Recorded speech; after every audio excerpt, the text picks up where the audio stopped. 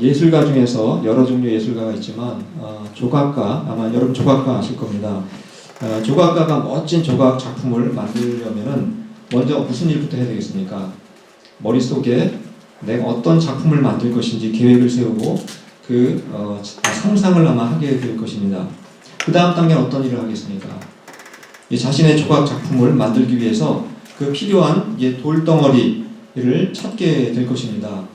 너무나 작아도 안 되고 또 너무나 커도 안 되고 작품을 만들기에 적당한 크기의 그 돌덩어리를 찾으러 아마 이곳저곳 이산저산 아마 찾으러 다닐 것입니다. 그러다가 어느 날 자신의 작품을 만들기 위한 돌덩어리 하나를 이제 만나게 됩니다. 그 조각가는 그 돌덩어리가 앞으로 자신의 손에 의해서 정말 멋진 그 작품이 될 것을 생각하면서 기쁜 마음으로 그 돌덩어리를 자신의 작업 공간으로 이제 가져오게 될 것입니다. 한 예술가, 제가 소개해드리려고 하는 이분은 장국보라고 하는 조각가인데 이분이 거의 한 2년 동안 그 조각한 그 과정을 제가 사진 몇 장을 캡처를 해서 한번 보여드리려고 합니다. 제일 먼저 첫 번째 사진 보시면 바로 이 사진은 이분이 이제 자기의 작품을 만들기로 계획을 하고 이제 커다란 돌을 이제 주워다가 자기 작업실에다가 갖다 놓은 그런 바로 사진입니다. 돌덩어리 입장에서 봤을 때 내가 이 훌륭한 예술가 조각가로부터 내가 택함을 받았다, 선택을 받았다, 그 사실이 얼마나 기쁘겠습니까? 그러나 그 기쁨도 사실은 잠시 잠깐인 것입니다. 왜 그렇겠습니까? 이제부터 아픔이 시작되기 때문에 그렇습니다. 어떤 아픔이 생기게 되는지 사진을 한 장씩 한번 제가 보여드리도록 하겠습니다. 저 구멍이 있는데 거기다 못을 드릴로 구멍을 뚫고 또 못을 계속 집어넣는 것을 제가 보았습니다. 그 다음에 이제 그동안 계속 긁어내고 깎아내가지고 저렇게 돌이 거의 사람의 형체에 가깝게 이렇게 되는 모습입니다. 그 다음 사진 보시면 이제 꽤 많이 이제 되었고 여전히 아직도 망치로 또 끌이나 정을 가지고 계속 다듬는 그러한 과정을 거치게 됩니다. 마지막 섬세하게 이제 또 정이나 끌 가지고 저렇게 이제 긁어내는 그런 과정을 거쳐서 마침내 마지막 단계가 이렇게 완성이 돼가지고 전시장에 야외 전시장에 전시를 저렇게 해서 많은 사람들에게 기쁨을 주는 그러한 저런 작품이 된 것입니다. 아까 보신 것처럼 지금까지 이 조각가가 어떻습니까? 때로는 망치로, 때로는 드릴로, 때로는 못이나 정이나 끌 가지고 그 돌덩어리에 이곳저곳을 때리고 두들기고 부숴버리는 그런 장면들을 우리가 볼 수가 있습니다. 그럴 때마다 돌덩어리 입장에서는 얼마나 아프고 얼마나 힘들고 얼마나 비명을 질러야만 했겠습니까? 그러한 아픔과 시련의 과정을 거친 후에 마침내 그 돌덩어리가 아까 여기 보시는 것처럼 저런 멋진 작품으로 변화가 되어서 많은 사람들에게 정말 그 여러 가지 기쁨을 주는 그러한 작품으로 탈바꿈이 되는 것입니다. 저는 이 조각하는 과정을 유튜브에서 동영상으로 쭉 처음부터 끝까지 이렇게 압축해가지고 그 촬영한 내용들을 한번 쭉 보았습니다. 그 동영상을 보면서 제가 느낀 것은 바로 이 조각가, 아까 그 조각가는 모습 속에서 우리가 누구의 모습을 발견할 수 있는 것 같습니까? 바로 하나님의 모습을 발견할 수 있었고 또 이 돌덩어리의 모습을 통해서는 바로 우리 모두 우리의 모습을 발견할 수 있다는 생각을 하게 되었습니다. 즉 돌덩어리 같았던 바로 우리가 하나님의 은혜로 선택을 받아서 우리가 이제는 돌덩어리가 아니라 무슨 덩어리가 되었습니까? 다 복덩어리가 되어서 이제 우리가 살아가게 되었구나 이런 생각을 하게 되었습니다. 오늘 우리가 로마서 본문을 읽었습니다만 그 로마서에서도 역시 우리를 어떻게 표현을 하고 있습니다. 어떤 식으로 우리를 설명하고 있는지 로마서 8장 28절에 있는 말씀을 같이 한번 읽어보도록 하겠습니다. 시작. 우리가 알거니와 하나님을 사랑하는 자 곧 그의 뜻대로 부르심을 입은 자들에게는 모든 것이 합력하여 선을 이루느니라. 여기서 우리 신자들 믿는 사람들을 어떻게 부르고 있습니까? 하나님을 사랑하는 자 이렇게 부르고 있고 다른 말로 하면 그 말을 하나님의 뜻대로 부르심을 입은 자 이렇게 설명을 하고 있습니다.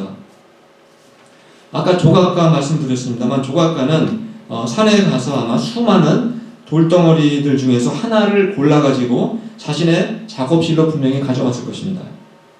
우리 신자들 역시 가장 뛰어난 조각가가 누구겠습니까? 바로 가장 뛰어난 조각가이신 하나님에 의해서 수많은 사람 중에서 오늘날 지구상에 70억이 살고 있다고 하는데 그 수많은 사람들 중에서 우리가 택함을 받았다는 것입니다. 그리고 어디로 옮겨졌습니까? 우리는 예술가의 조각 작품실이 아니라 작업실이 아니라 하나님의 작업실, 어쩌면 이 광야라고 볼 수도 있겠습니다. 바로 하나님의 작업실로 옮겨진 사람들이라고 볼 수가 있습니다. 그것을 오늘 성경에서 뭐라고 부르고 있습니까? 우리가 하나님에 의해서 부르심을 입은 자다 이렇게 설명하고 있는 것입니다. 그럼 하나님이 우리를 그렇게 수많은 사람들 중에서 우리를 선택해 주시고 우리를 불러주신 그 이유가 무엇이라고 생각하십니까?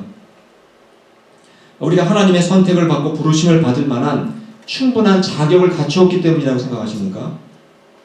한때 한국에 몇십 년 전에 한국에는 어린아이들을 해외로 많이 입양을 했습니다. 그 중에 특별히 미국으로 많은 아이들이 입양이 되었습니다. 그런데 입양하는 사람의 입장에서 어떻겠습니까? 이왕이면 좀 건강한 아이, 이왕이면 좀 예쁘고 잘생긴 그러한 아이들을 더 좋아할 것이고 그런 아이를 선택하고 싶어 했을 것입니다. 그럼 하나님께서는 우리를 다 택했다고 하셨는데 하나님은 어떤 기준을 가지고 우리를 선택하시고 우리를 이 자리까지 인도해 주셨다고 생각하십니까? 하나님이 돈이 많은 사람을 더 좋아하고 돈이 많은 사람을 선택하신다고 생각하십니까? 아니면 하나님은 머리가 똑똑하고 그리고 외모가 아주 훌륭한 사람들, 뛰어난 사람들을 선택하신다고 생각하십니까? 아니면 하나님은 이왕이면 성격이 좋은 사람, 그런 사람만 선택하신다고 생각하십니까? 우리가 구약 성경을 보시면 하나님은 아주 수많은 민족 중에서도 특별히 어느 민족을 택했습니까? 바로 이스라엘 민족들을 하나님이 선택하셨습니다. 그러면 하나님이 이스라엘 민족을 선택하신 이유는 무엇이라고 생각하십니까? 오늘날 이스라엘 민족인 유대인들의 인구가 전 세계 70억 중에서 약 0.2%밖에 안 된다고 합니다. 그런데 노벨상을 몇 프로나 받고 있는지 아십니까?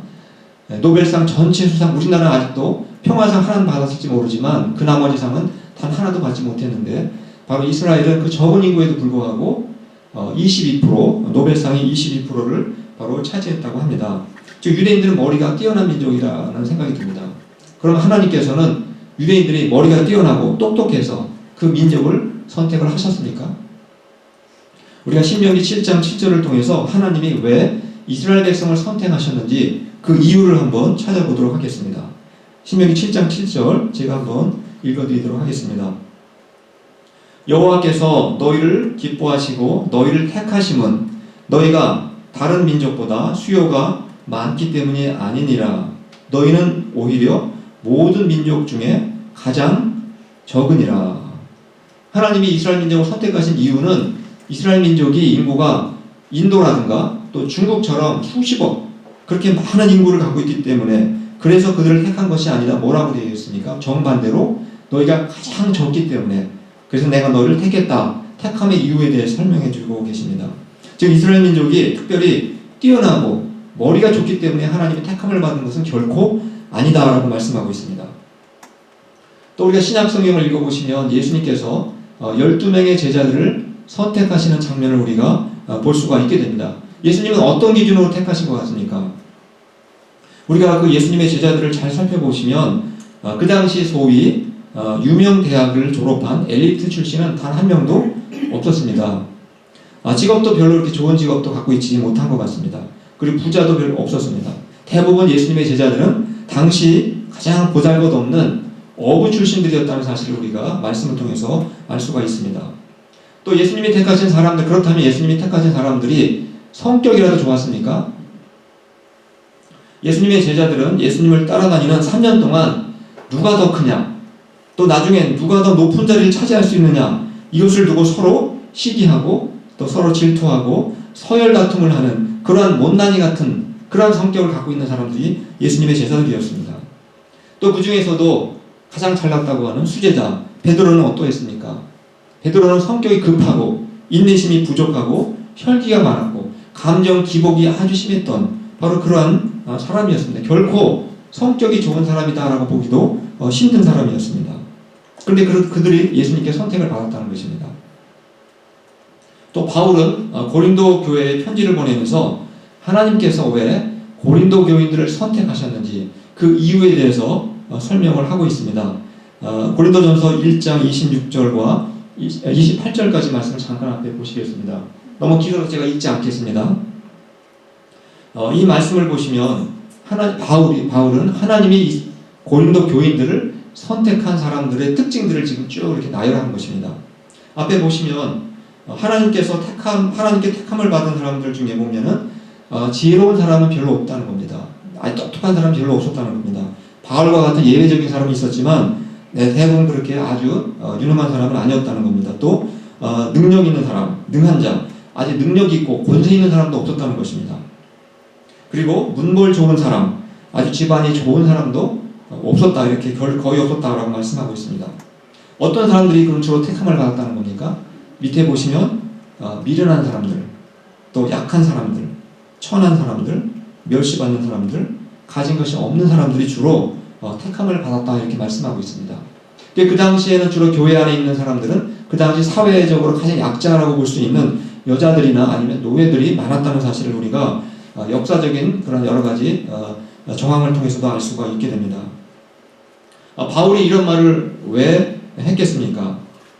즉 우리가 하나님의 선택을 받고 부르심을 받은 이유는 우리에게 선택받을 만한 특별한 이유가 있었거나 또 우리가 자랑할 만한 것이 있었기 때문이 아니다라는 것을 우리에게 강조하기 위해서 저렇게 말씀을 한 것입니다.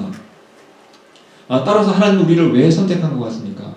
우리가 잘나서가 아니라 정말 우리가 부족하기 때문에, 그리고 또 다른 말로 표현하면 은혜로 하나님께서, 우리가 설명할 수는 없지만 하나님이 우리를 은혜로 우리를 선택해 주셨다, 이렇게 말할 수밖에 없다는 사실입니다. 그럼 하나님께서 왜 특별히 좀 힘있고 돈 있고 권세 있는 사람들을 택하지 않고 왜 하나님은 이렇게 계속해서 주로 미련하고 약하고 또 천하고 멸시받고 가진 것이 없는 사람들을 주로 선택하신 것 같습니까? 그 이유가 어디에 있을 것 같습니까? 바로 그 이유가 고린도전서 1장 29절을 보시면 우리가 좀 확인해 볼 수가 있습니다. 제가 한번 읽겠습니다. 이는 아무 육체도 하나님 앞에서 자랑하지 못하게 하려 하심이라. 하나님이 이 세상에 좀 못한 사람들, 부족한 사람들을 택한 이유가 바로 우리가 교만하지 않고 늘 겸손하게 살 수 있을 것 같기 때문에, 또 그렇게 살라고 우리를 하나님께서 선택을 하셨다는 사실입니다. 근데 사실 우리 자신을 곰곰이 생각해 보면 우리가 잘난 것도 없고 특별한 것도 없음에도 불구하고 우리가 하나님의 선택을 받아 부르심 받기 전에 우리가 과연 그때는 정말 겸손하게 살았습니까? 사실 우리는 그 전에도 가진 것도 별로 없었지만 우리는 여전히 교만하게 살았던 사람들이었습니다. 하나님이 살아계신다는 사실도 우리는 부인하며 살았습니다. 또 우리는 마치 내 인생의 주인이 나인 것처럼 우리는 교만하게 그렇게 살았던 사람들이었습니다. 그럼에도 불구하고 하나님은 우리를 불쌍히 여기시고 우리를 긍휼을 베풀어 주셔서 우리를 선택해 주셨고, 그리고 다시는 교만하지 않고 겸손하게 살 수 있도록 우리를 불러주셨다는 사실입니다. 그럼 우리가 하나님이 우리를 불러주셨다, 이런 말씀을 계속 드렸는데, 하나님이 우리를 불러주셨다는 말씀의 그 의미가 무엇이라고 생각하십니까? 하나님이 여러분들의 귀에다 대고 얘야 오늘부터 너 교회 나가라, 이렇게 하나님이 귀에다가 속삭였다는 말씀이겠습니까? 아니면 여러분 꿈속에 나타나서 하나님께서 이제부터 네가 교회 나가라, 이렇게 명령을 그렇게 내리신 것을 의미하는 것이겠습니까? 물론 간혹 그런 경우도 있습니다. 바울의 경우에는 예수님께서 직접 나타나셔서 그에게 믿음을 갖도록 그를 불러주셨습니다. 그러나 그건 아주 예외적인 경우고, 대부분의 사람들은 누구를 통해서 불러주십니까? 하나님이 직접 귀에다 대고 부르시는 것이 아니라 사람을 통해서 부르신다는 것입니다.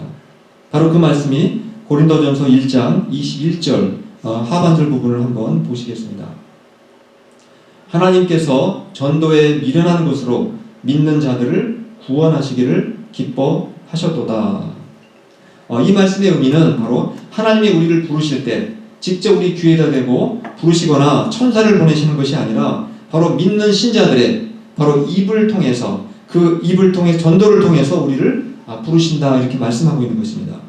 혹시 이곳에 계신 분들 중에서 사람의 전도를 받고 예수님을 믿은 것이 아니라 예수님이나 하나님이 또 천사가 여러분 꿈속에 나타나서 이제부터 교회 나가라, 이렇게 명령을 주셔서 그래서 교회 나오신 분 계십니까? 아마 혹시 계신지 모르겠습니다. 대부분은 우리가 누군가의 전도를 받아서 우리는 예수님을 믿기 시작한 것입니다. 물론 가끔 이제 이슬람교를 믿는 그러한 지역에서는 너무나 전도가 어렵다 보니까 가끔 예수님이 꿈에 나타나시거나 또 그 지역에 복음을 전하는 선교사들이 꿈에 나타나서 너와 교회 나가라 또 예수님을 믿어라 이렇게 그런 경우도 간혹 있다고 합니다. 그러나 하나님께서는 대부분의 경우에는 바로 사람의 입의 말을 통해서 그 전하는 복음을 통해서 우리를 불러주시고 예수님을 믿게 하신다는 것입니다. 그것이 하나님이 정하신 방법이라는 것입니다. 지금 하나님이 우리를 부르셨다는 말씀의 의미는 바로 누군가의 우리가 전도를 받아서 예수님을 믿게 되었다 이렇게 말씀을 드릴 수가 있습니다. 따라서 여러분이 처음으로 누군가의 전도를 받아서 예수님을 믿게 되셨다면 그 믿게 된 그날이 하나님이 여러분을 불러주신 날이다 이렇게 볼 수가 있는 것입니다. 이렇게 하나님의 부르심을 받고 그 부르심에 이제 믿음으로 우리가 이제 반응을 해서 우리 이곳에 나오게 되었습니다. 그럼 우리가 하나님의 부르심을 받고 난 그 이후에는 우리에게 어떤 일이 일어나게 됩니까? 바로 그 내용이 로마서 8장 30절에 기록이 되어 있습니다. 앞에 제가 도표로 같이 했는데 한번 같이 읽어보도록 하겠습니다. 시작. 또 미리 정하신 그들을 또한 부르시고 부르신 그들을 또한 의롭다 하시고 의롭다 하시는 그들을 또한 영화롭게 하셨느니라. 바로 이 말씀은 우리가 구원을 받는 순서입니다. 하나님께서 우리를 구원해 주시기 위해서 창세전에 이 구원 스케줄을 이렇게 딱 만들어 놓으시고 우리를 지금 단계별로 구원해 주신다는 것을 우리가 알 수가 있게 됩니다. 하나님이 우리를 언제 선택해 주셨다고 했습니까? 우리가 태어나기 전에 바로 앞에 제가 색깔로 해서 하얀 색깔은 우리 인생 삶과 죽음을 의미하는 거고 노란 색깔은 그 전과 후를 말하는 것입니다. 바로 하나님은 우리가 태어나고 나서 우리를 하는 모습을 보고 우리를 선택한 것이 아니라 사실은 우리가 태어나기도 전에 하나님께서 우리를 이미 선택하셨다 이렇게 말씀을 하고 있습니다. 그러다가 하나님께서는 어느 순간 내가 태어나고 나서 누군가의 전도를 받아서 나를 부르셔서 이렇게 예수님을 믿게 만들어 주셨다는 것입니다. 바로 두 번째가 부르심의 단계입니다. 세 번째 단계는 무엇입니까? 의롭다 하심을 받는다. 그것이 세 번째 단계이고 마지막 단계가 영화롭게 우리가 된다는 사실입니다.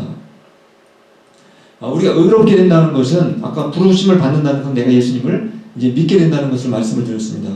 그럼 우리가 의롭다함을 받는다는 건 무엇이었습니까? 우리가 로마서 전체를 통해서 이미 계속해서 말씀을 배우셨습니다만 우리가 의롭다함을 받는다는 것은 바로 나의 모든 죄가 용서를 받았고 그리고 하나님과 나와의 관계가 이제는 아버지와 자녀의 관계로 그렇게 변하게 됐다는 것을 의미합니다. 그것이 의롭다함을 받았다라는 말 속에 들어있는 의미이기도 합니다. 그럼 우리는 하나님의 부르심을 받고 언제 우리는 의롭다함을 받게 되는 것입니까? 앞에 이렇게 도표에서 부르심과 의롭다함을 같이 겹쳐서 화살표를 만들어 두었습니다. 바로 우리가 부르심을 받아서 예수님을 믿게 되면 그 즉시 우리가 용서를 받고 하나님은 나의 아버지가 되시고 나는 하나님의 자녀가 되는 이런 의롭다함을 받는 관계가 바로 된다는 것입니다. 이렇게 우리가 이제 의롭다함을 받고 그 다음 단계가 무엇이라고 했습니까? 마지막 단계인 영화롭게 된다 이렇게 말씀을 하고 있습니다. 그러면 영화롭게 된다는 것은 의미는 무엇입니까? 바로 우리가 단지 믿음이 성숙해진다 그런 의미가 아니라 바로 내 육체 썩을 수밖에 없는 내 육체가 부활의 새로운 몸을 입게 될 때 우리는 영화롭게 된다 이렇게 설명을 하는 것입니다. 언제 그 일이 일어나게 되겠습니까? 이 땅에서 일어나는 것입니까? 그 일은 바로 예수님이 재림하실 때 이 땅에서 완성되는 것이 아니라 바로 마지막 예수님이 재림하시는 그 순간에 우리 모두의 몸이 그때 죽은 사람은 무덤에서 나올 것이고 죽지 않은 사람은 바로 그 상황에서 변화가 되어서 예수님을 만나게 될 것입니다. 그래서 우리가 이제 부름받고 의롭다함을 받았는데 앞으로 영화롭게 될 때까지는 얼마나 시간이 걸리겠습니까? 오랜 시간이 걸릴 것입니다. 내가 부름을 받고 하나님의 자녀로 의롭다함을 받은 이후 영화롭게 될 때까지 그 사이에는 이제 많은 시간이 우리 인생이 이제 어떤 그 간격이 생기게 되는 것입니다. 바로 현재 우리는 그 사이에 지금 살아가고 있는 것입니다. 그리고 현재 우리가 살아가고 있는 이 시간은 마치 아까 처음에 설명드렸던 것처럼 이 조각가가 돌덩어리를 작업실에 옮겨놓고 작품을 완성할 때까지 걸리는 시간이다 이렇게 볼 수가 있습니다. 그 조각가는 아까 제가 보여드렸던 그 조각가는 거의 2년 정도 걸렸다고 합니다. 그러나 하나님께서는 우리를 조각하시고 작품 만들어 가시는 그 모든 시간은 우리 평생 걸린다는 사실을 우리가 기억을 해야 됩니다. 그런데 아까 조각가가 그 돌덩어리를 작업실에 옮겨놓고 조각을 완성할 때까지 무슨 일이 생겼었습니까? 그 조각가가 갖다 놓고 그 돌을 보면서 거기다 예쁘게 색칠을 하고 거기다가 멋진 옷을 입혔으니까 갖다 놓은 이후부터 조각가는 손에 망치를 가지고 드릴을 가지고 그리고 정이나 끌을 못을 가지고 돌덩어리에 이곳저곳을 깎아내고 긁어내기 시작했다는 사실입니다. 그런 과정을 거치면서 그 돌덩어리는 이제 그냥 돌이 아니라 바로 아주 의미 있는 작품으로 그렇게 변화가 될 수 있었다는 사실입니다. 그런 과정을 거치지 않으면 작품이 될 수가 없는 것입니다. 그럼 최고의 조각가이신 하나님이 우리를 다 부르시고 또 우리를 의롭다 하신 후에 앞으로 이제 영화롭게 될 텐데 그때까지 하나님께서는 뭐 하시겠습니까? 뒷짐지고 가만히 구경만 하고 계시겠습니까? 바로 하나님도 그 조각가처럼 손에 망치를 드시고 또 드릴을 들고 못을 가지고 정과 끌을 잡으시고 우리를 작업하시면서 우리에게 어떤 그런 계속 작품을 만들어 가신다는 사실입니다. 하나님이 그런 망치나 어떤 드릴을 갖고 있다고 해서 우리의 몸과 팔과 다리에서 피가 난다는 말씀이겠습니까? 우리가 이 말씀의 의미가 무슨 의미겠습니까? 하나님이 나에게 조각을 한다는 말씀의 의미가 무엇이겠습니까?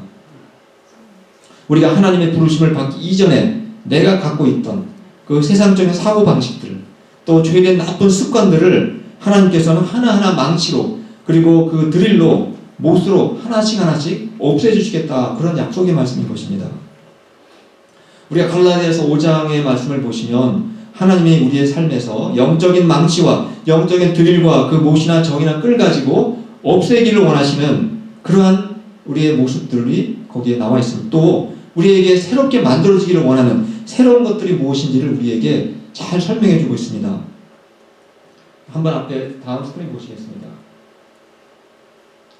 앞에 나와 있는 것처럼 하나님께서는 우리에게서 없애기를 원하시는 걸 뭐라고 부르고 있습니까? 육체의 일이라고 부르고 있습니다. 또 우리에게 있어야 될 것을 하나님은 성령의 열매 이렇게 부르고 있는 것입니다. 앞에 처음에 육체의 일의 종류에 대해서 쭉 한번 보시겠습니다. 육체의 일은 분명하니 곧 음행과 더러운 것과 호색과 우상숭배와 주술과 원수 맺는 것과 분쟁과 시기와 분냉과 당짓는 것과 분열과 이단과 투기와 술 취함과 방탕함과 바로 이런 것들이 육신의 일이고 하나님이 우리의 몸에서 없애기를 원하시는 그러한 것들이라는 것입니다.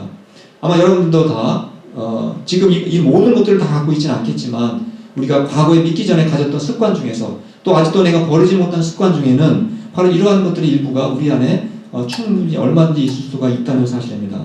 그러나 하나님께서는 이런 육체의 일들을 전부 다 제거해버리시고 우리 안에서 새로운 것들 바로 성령의 열매, 사랑, 희락, 화평, 오래 참음, 자비, 양선, 충성, 온유, 절제와 같은 이러한 것들을 바로 우리 안에 계속해서 만들어내시면서 멋지고 훌륭한 작품을 지금도 만들어가고 계시다는 것을 우리에게 말씀하시는 것입니다.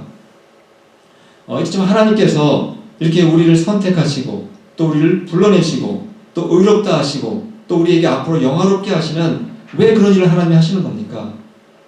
근본적인 목적이 무엇인 것 같습니까? 오늘 설교 제목이 무엇인지 한번 보시겠습니까? 무엇입니까? 네, 아들을 본받게 하려.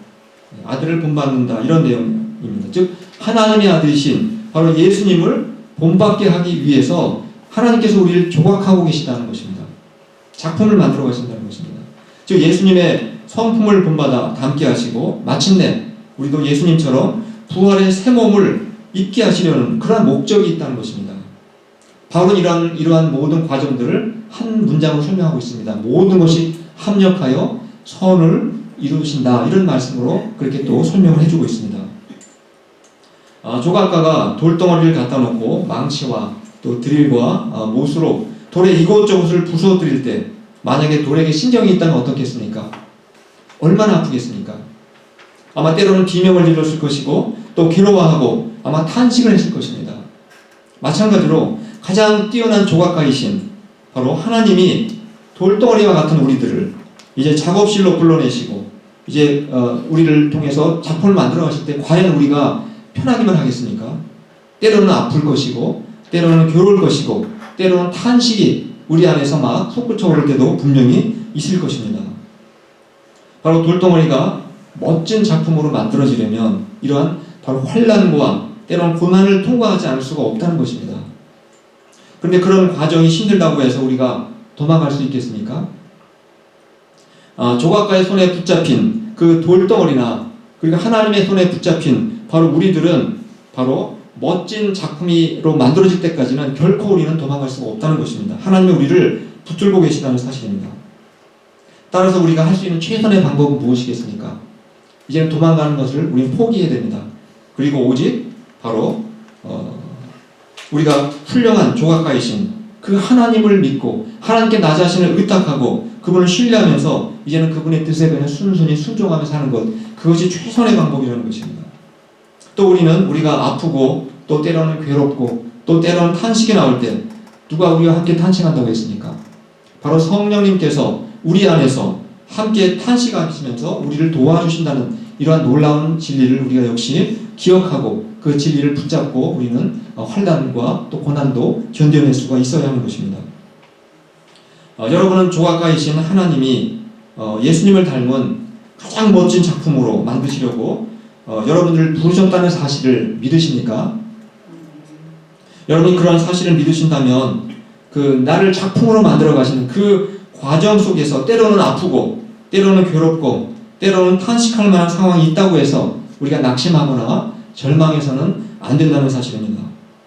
또 하나님이 돌덩어리 같은 우리를 아주 멋진 작품으로 만드실 것이라고 하는 이 소망을 가지고 우리가 날마다 힘든 일이 있다 할지라도 우리가 인내하면서 걸어갈 수가 있어야 되는 것입니다.